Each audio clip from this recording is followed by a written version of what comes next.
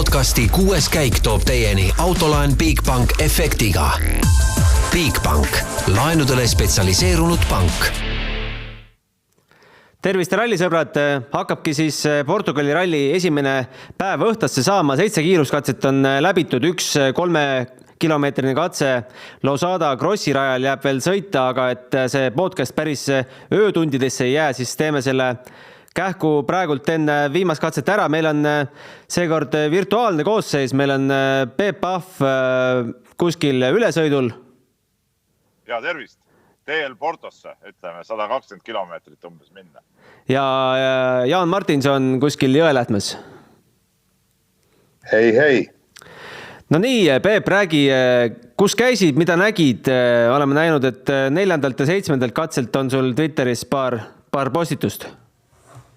No jah, kuna täna on siuke päev, kus rallimehed keset päeva hooldusparki tulnud, siis võtsin selle aja ja mõtlesin, et sõidan siis paar katset läbi, et saaks seda õiget rallitunnet ka ja hommiku panin minekut ja vaatasin 4. katse ära ja vaatasin 7. katse ära, et kui see 4. katse, no seal ma sattusin koha peale, mis ei olnud eriti atraktiivne, siis see 7. katse tasus küll vaeva, et seal oli palju rahvast ja pikalt nägi ja rada oli kihvt ja otse minu ees seal sisuliselt Dani Sordo suretas oma auto välja ja sai nagu actionit küll. Väga äge. Kuulge, aga tegelikult kõva ralli on olnud, vähemalt see viimane katse. Just jõudsin enne 7. katset mõelda, et tegelikult on päris igav isegi olnud, aga siis tuli katse, mida täna polnud veel sõidetud. Mortagua on selle nimeks ja juhtus siis see, et Thierry Neuville sõitis teiselt kohalt ennast külje peale ja Dani Sordo kaotas seal piruetitades ja välja suretades aega, nii et Ott Tänak on liider, Sordo teine, 3 sekundit maas ja 3. Kui siin ei muudeta mingid aegu tagasi ja Evans ei saa siin oma nominaalaega, siis Katsuta on hetkel poodiumi kohas kinni. Mis te ütlete senise ralli käigu kohta? No tegelikult on ju läinud niimoodi, et ma hakkaks üldse pihta sellest Sebastian Ožeest, keda sa praegu maininud, kes on praegu seisuga 4. kohal, eks ole, kui ma ei eksi. Jaa, 4. Sõitude peal olen saanud õigesti vaadata aegu. Et ta terve ralli päeva on kurtud, kuidas asjad ei suju ja eesteed puhastada on keeruline ja kaotab palju aega. Aga no igast mehed siin teevad trikke ja võta näpust, eks ole, mees on 4. kohal ja kui nii jääb täna, siis ainult Katsuta on, ütleme, poodiumi kohast ja lahutab. See on selge see, et ta pühapäevaks Katsutast mööda läheb, see on nagu ilmselge.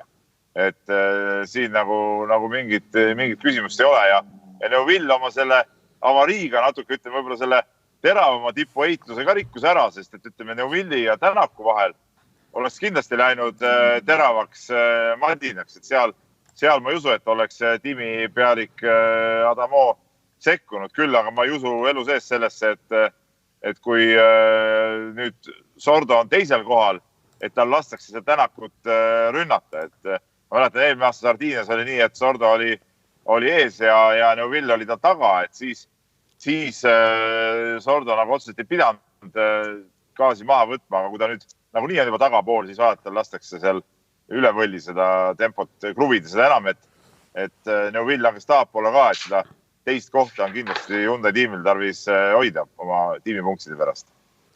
No sel hetkel, kui me hakkasime salvestama, siis Thierry Neuville veel istus raja ääres või siis selle ülesõidu ääres ja üritas oma tagavetrustust parandada. Me ei tea veel hetkel, mis seisus siis Neuville'i ponnistused on, kas ta üldse sinna Grossi rajale jõuab, pigem tundub, et mitte, või mis sa, Jaan, arvad? No ma arvan, et ta ei jõua ja tal ei ole võib-olla ega mõtet väga jõuda, kui ta pikalt hiljaks jääb, aga tegelikult kui me vaatame selle Portugali rallit, siis see on tegelikult täiesti ära arvamatu ja praegu mingisuguseid prognoose teha, mis saab homme ja mis saab ülehomme, see on küllaltki põhjendamatu, sellepärast et ainult 1 katse ju pani need asjad täiesti pea peale. No üks asi on Neuville'i välja sõita, legend olevat vale olnud. No ilmselt nii on, aga kui vaadata kas seda Sordot, kuidas ta endal need repid ikka täiesti siledaks sõitis, nii selle katsega kui eelnevate katsetega. Küsimus on ka see, et miks Ott Tänak nii palju aega kaotas ja ilmselt on ka põhjus rehpides. ta ei andnud ju viimasel katsel kommentaare ja küsimus on ka selles, et Ogier ei pruugi olla 4., sellepärast et ma arvan, et Evansile ikkagi antakse aega tagasi. Ja kui palju see on juba iseküsimus, aga Evansi ja Ogier vahel läheb võitluseks, aga kui me meenutame eelmisi rallisid, siis Evans on ikkagi Ogier vastu ära väristanud. Täpselt sama oli ju kui ka Horvaatias, ta oleksid ju võinud võidelda Ogier'ga päris tõsiselt koha pärast, aga ei, ta andis alla viimasel päeval. Kuule, aga räägime... Üks asi on küll, et ma segan Gunnar vahele, et mis Ogier'd puudutab, sest see on küll nagu nüüd hakkad nagu silma, et kui vanasti teda see esimesena startimine nii palju nagu ei seganud, siis viimasel ajal, kui ta on pidanud esimesena startima kruusarallidel, on ta ääretult kehvasti sõitnud tegelikult. Et ääretult palju aega kaotanud, ees on muidugi väga raske sõita, aga ütleme, see ajaline kaotus on seal olnud viimasel ajal nagu päris suur. Ja, aga seal on põhjus ka selles, et Hyundai on ikkagi saanud väga heaks oma auto sinna kruusa peale, sest Will startis ju teisena, no okei, esimene, teine vahe on, aga vahe ei ole nii suur. Aga Will ju sõitis ikka briljantselt, kuni siis päeva eelviimase katseni. Aga sa ütled, auto on hea, eks ole, samas Ott ju on katsete lõppudes rääkinud, kuidas on õudne töö tegemine ja asjad ei ole nagu tema silma läbi väga head. Samas Will on muidugi jälle autot kiitnud, nagu, et eks need seisukohad on ka nagu erinevad olnud. Ja, aga Ott on tõesti tegelikult üle maksimumi ja tuletan ikkagi meelde kõigile, et Hyundai'ga ta ei ole kunagi veel öelnud, et mul on mugav sõita, ma olen täis enesekindlust ja nüüd anname ainult ja täna jälle briljantsed ajad ju tegelikult. Ja siis tõesti see jutt, et võitlema peab ja kõvasti selle autoga ja see on natuke kummaline. No ja tegelikult Refi purunemisest ei pääsenud ka Ott, aga juhtus see tal ühe katse võib-olla teises osas, võib-olla päris lõpu osas, kus natukene hakkas aega kärpima. Ega täna ei ole ju mingit võimalust olnud, ma ei tea, kas seal tiimide või sõitjatega rääkida, kas üldse tekib täna mingi võimalus, seda ajakavast nagu ei tuvasta, et millal meestega rääkida saab? Meediatsoon on enne õhtust parki tulekut.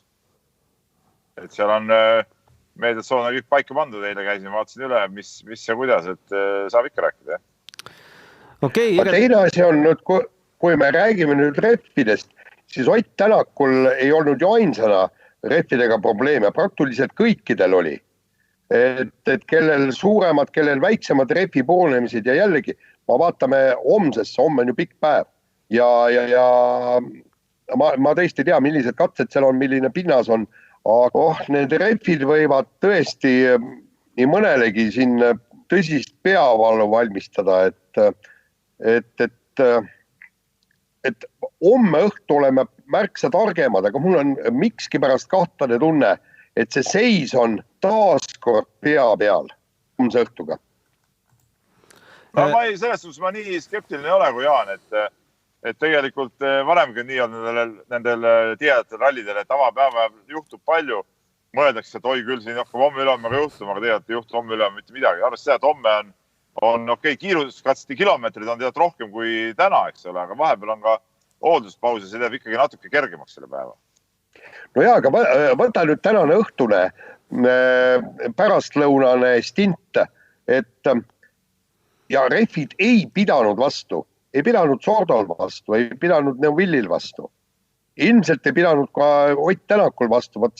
Siin on nüüd küsimus, kas on nüüd asi autos kinni, seadistuses kinni või milles, aga Hyundai ei saanud, võtke see viimane kiiruskatse, Hyundai ei saanud hakkama rehvide säästmisega.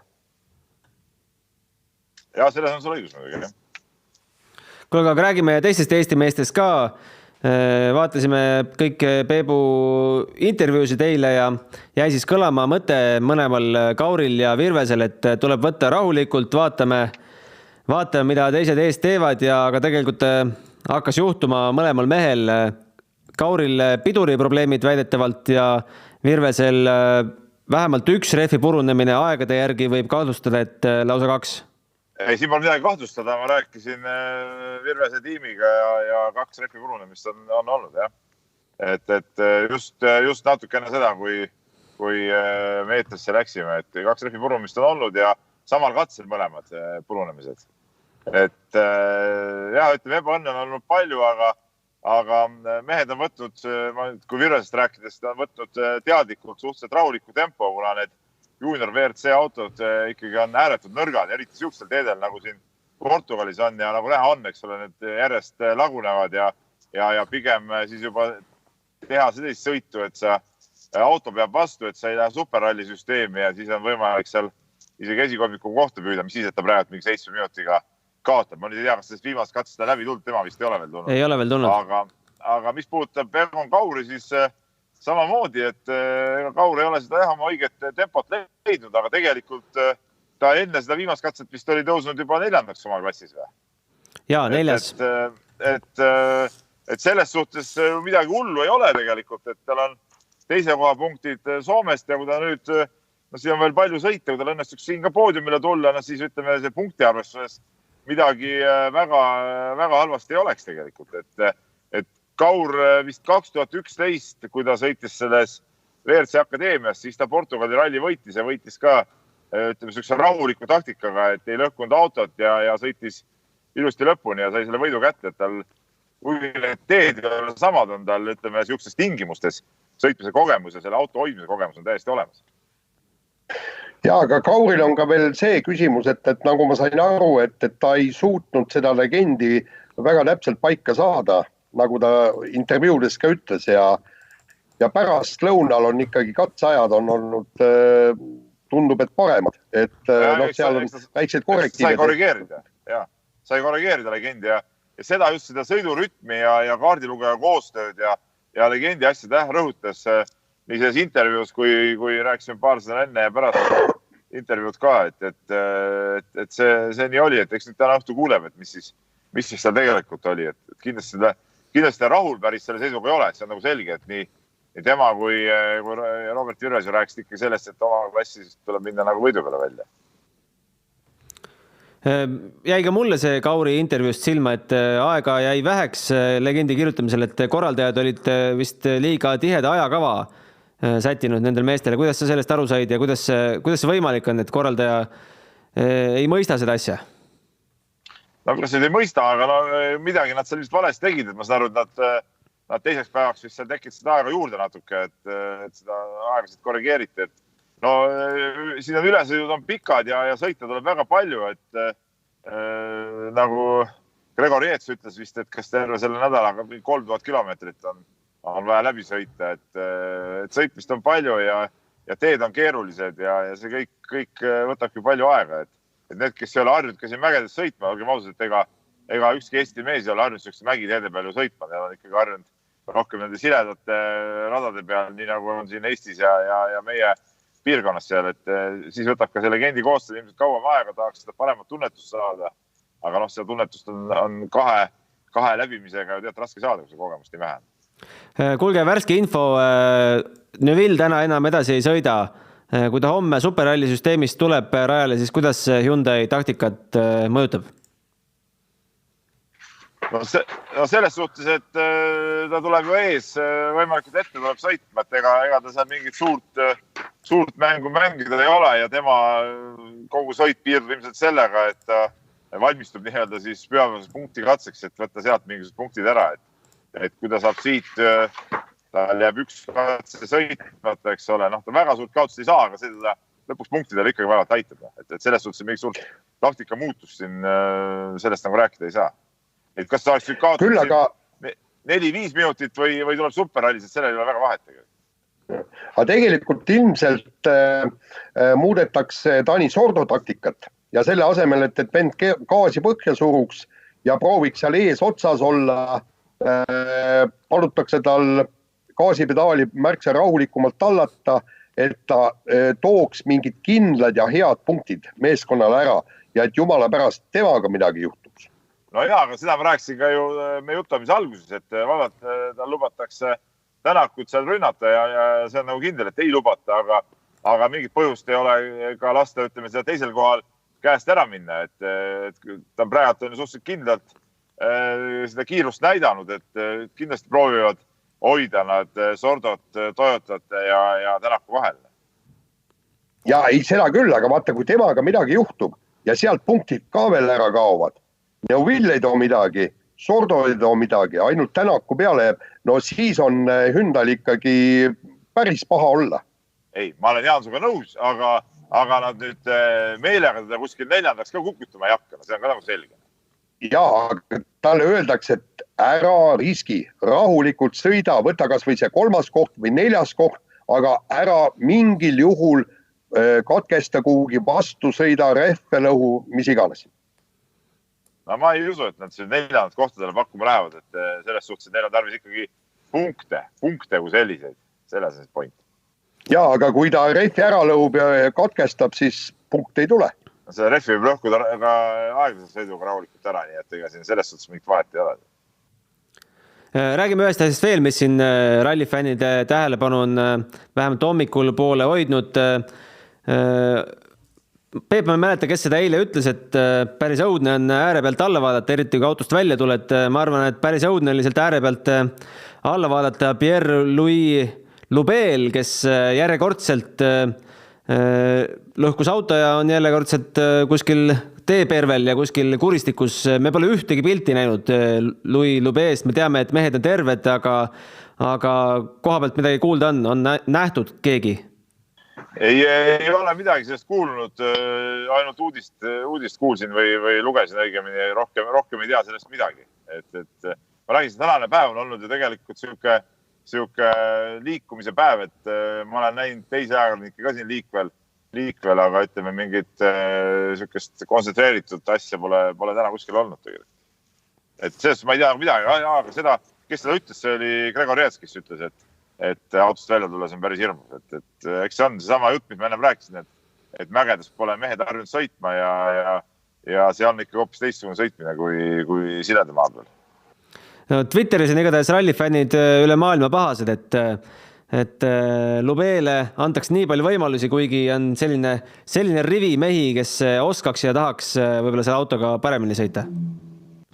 No Lube eest makstakse. See on väga lihtne. See on ilmselt põhjus. Süsteemne, jah. Nii on, aga kuule, kuidas üldse publikuga lood on?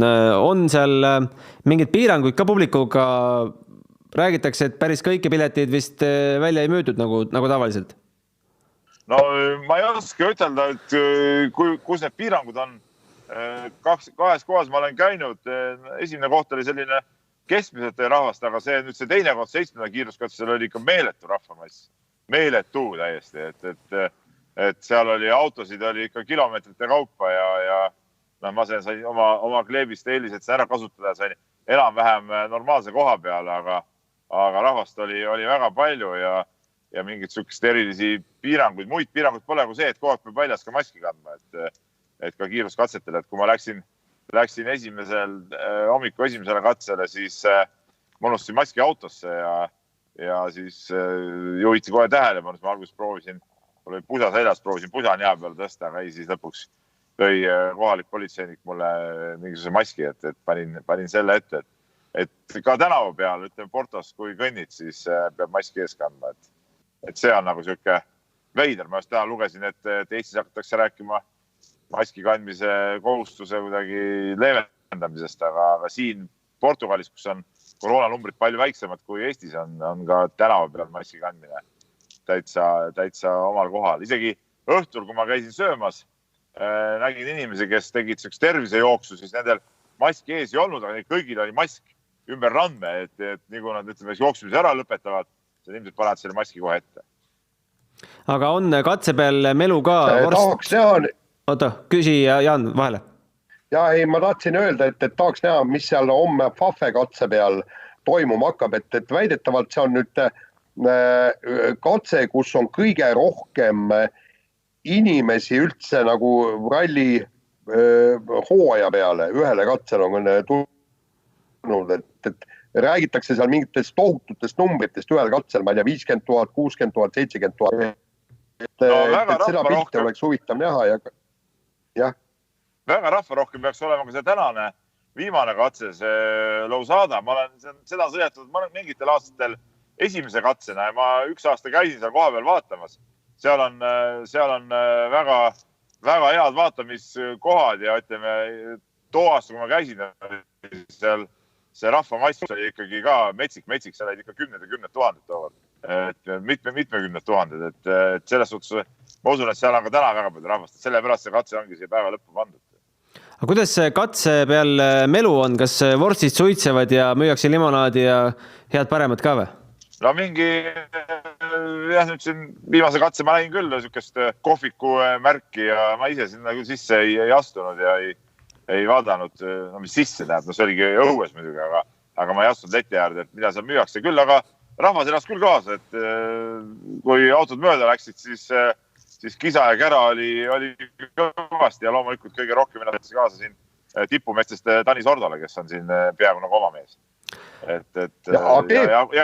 Ja kui ma vaatasin hommikupoolikul, oli natuke kauem katse peale, ootasin ära ka R5 autod, konkaurid ja asjad ja näin seal ka Portugali sõitjad, siis loomulikult ka nendele jätakse päris häälekult kaasa. No ikka lõunamaa rahvas, et nad on siin suhteliselt ikka kumarjad. Mis sa jätaks küsida? Ma soovitan sulle, et mine vaata, mis seal kohvikus ja grillil pakutakse. Portugalis tehakse väga head grillitud 8 jalga ja ma soovitan kindlasti proovida. Ma 8 jalga kindlasti proovima ei lähe, et ma proovin õhtusöögiks midagi normaalselt endale saada. Täna on plaanis, kui ma lähen samasse kohta sööma kui eila, siis seal on näiteks väga hea kalali ja väga head lihad ja asjad, nii et saab hakkama. Kuigi paljud söögikohad on kinni muidugi või ainult kaasa müügiks. Et neid söögikohti on vähemalt seal minu hotelli piirkonnas on väga, väga vähe, tiku tulega tuleb otsida ja 22.30 on kõik lukus. Kas sa katsete peale eestlastega oled ka rääkinud, palju eestlasi on? Ma nägin täna eestlasi, kui sa vaatasid seda viimast tweeti, siis, aga tegelikult olid minust päris kaugel ja ma ei hakanud sinna minemast, et ma ei tahta enam aega raisata, ma tulin kohe ära, hakkasin sõitmas, ma teadsin, millal see saade tulemas ja see on praegu küll ainuke koht, kus ma Eesti lippu näinud olen. Üks uudis on meil tegelikult veel maha hõikamata, mida kuskilt pole läbi käinud, et Georg Linnamäe, kes pidi siin peaaegu Sardiinia ralli stardini algselt karantiinis istuma, on pääsenud karantiinist ja tema ukrainlases kaardilugeja pääseb sealt 25. kui mu mälu nüüd ei peta. Peep, sa oled ka temaga rääkinud nagu minagi täna, et kuidas see õnnestus? No ma saan aru, et Andrus Laur, tiimipealik, oli seal suutnud mingit kokkulepet teha, et mis kokkulepped olid, seda ma ei tea, aga autoga nad Hispaania poole minema panid, et nii palju ma tean ja sellel on hea meel küll, see oleks olnud küll totter, kui ütleme mingi olematu selle positiivse proovi pärast jääks sõitmata nii Portugali ralli, kui oli oht, et jääb sõitmata ka Sardiinia rallist, et oleks üks päev enne Sardiinia ralli raja kirjutamist siit pääsenud, see oleks päris keeruline logistika õigeks ajaks sinna kohale jõuda kogu tehnika asjadega. Et selles suhtes väga head, et minema said. Kui suur see rahaline pauk võib olla, kui suure põntsu kohalik terviseamet pani Linnamäe perekonna rahakotile? Ega ta mingi rahalist põntsu ei pannud, et auto ju ei kulunud tegelikult ju. Auto jäi ju alles, eks ole. Nad ei saanud isegi ju rada kirjutada, neil ei kulunud isegi ju raja kirjutamiseks mitte midagi. Nad jõudsid kohale minna ja eelmisel õhtul enne raja kiiruslegendi kirjutamist siis andsid proovi ja hommikul oli teada, et ei saa kuhugi minna ja ongi hotellis olnud, et ma arvan, see hotelli arve võrreldes sellega, mis oleks sõidu peale kulunud, on pisku, eks ole. Et see raha ei ole nagu siin selles suhtes küsimus ikkagi selles, et noor mees tahtis sõita ja tulemust teha, et see nagu tegemata. Et ma arvan, sellest on siin kõige rohkem kahju. Me pole veel Gregor Jetsist rääkinud, viimane seis 6. katsel 13. aeg ja kokkuvõttes 14. 7. katset pole veel lõpetanud. Ega Jetsil mingeid probleeme pole olnud, aga mis tema kulgemise kohta öelda? Võib rahule jääda? No siin on nagu raske kas rahule jääda või mitte. Et võib-olla ma ise ka eile, kui me vestlesime, olin natuke liiga optimistlik võib-olla tema suhtes, et eks ta peab alles õppima ikkagi sellistes täiesti uutes oludes ja ta on noor mees ja tal ei ole seda välissõitude kogemust nii suurt tegelikult, et anname aega nii-öelda atma seada. Et ma arvan, et tegelikult mõistlik on tema tema jaoks nagu mingeid eesmärki mitte seada, et las sõidab see ralli lõpuni. Igatahes homme hakkab pihta siis 9. kiiruskatse kell 10.08 Eesti aja järgi 3 katset, siis hoolduspaus jälle 3 katset ja siis sõidetakse Porto Fots tänavakatse. Võime me, Jaan, eeldada, et neid pehmeid rehve vast enam homme ei näe või? No homme ilmselt ei näe, sest täna kulutati neid küllaltki jõuliselt ära ja teine asi on ju see, et homme on ju mõlemal stindil on pikk, mis oli 37 kilomeetrine katse ja ma arvan, et seal pehmed rehvid väga vastu ei peaks.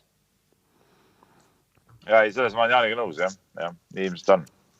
Aga kas homme pannakse asi paika ja pühapäeval tiksutakse või jääb midagi veel pühapäeval ka? Jaan ootab siin homme igast imejuhtumeid, aga mina arvan, et ega asi on suures plaanis, kui mingit räigit ebaõnne ei ole, suures plaanis on juba asjad nagu paigas tegelikult. Et küsimus ongi selles, et kuidas seda Toyotate vahel nüüd see 3., 4., 5. koht seal jagunevad, aga midagi muud ma siin nagu võitlust, ma arvan, oodata ei ole tegelikult. No annaks jumal, et Peep, sul on õigus, aga ideaal oleks ju see, et Tänak oleks selgelt esimene, Sordo oleks selgelt teine ja las need Toyota vennad siis seal taga porivad omavahel ja võitlevad ja vaatavad, kuidas jagada seda 3., 4., 5. kohta. Aga ma kardan, et nii ei lähe. Peep, tänasel 8. katsel ka midagi oodata on või see tavaliselt pinget ei paku, ma mõtlen aegade mõttes? No seal ta on ju 3 midagi kilomeetrit, et seal ei saa väga suuri vahesid tulla, et ta on äge katse, ma ütlen, ma olen seal käinud vaatamas, ma eriti ei armastanud igast selliseid publiku katsid, aga seda ma olen käinud vaatamas ja seal on, see on päris äge katse tegelikult, aga ma ei usu, et seal jah mingeid suuri vahesid tuleb, et pigem see on ikkagi siuke ässade vahel võib-olla seal poole sekundi mäng, et ma arvan, et enam-vähem asi nii paika nagu praegu on. Ja eriti nüüd, kui Thierry Neville on mängust väljas, sest me mäletame, kuidas tema oskas publiku katsel ju seina sõita ja katkestas. Neville on ikka Neville. Kuulge, olgu, tõmbame tänastele juttudele siis joone alla. Homme meil jälle üks ekspert stuudios juures ja võtame kindlasti ka Peebuga ühendust. Aitäh teile mõlemad mehed ja elame edasi. Kuna Jaan ei vedanud täna välja, siis Jaani homme ei võeta liinile, aga nägemist. Nägemist. Podcasti 6. käik tõi teieni Autoline Bigbank efektiga. Bigbank, laenudele spetsialiseerunud pank.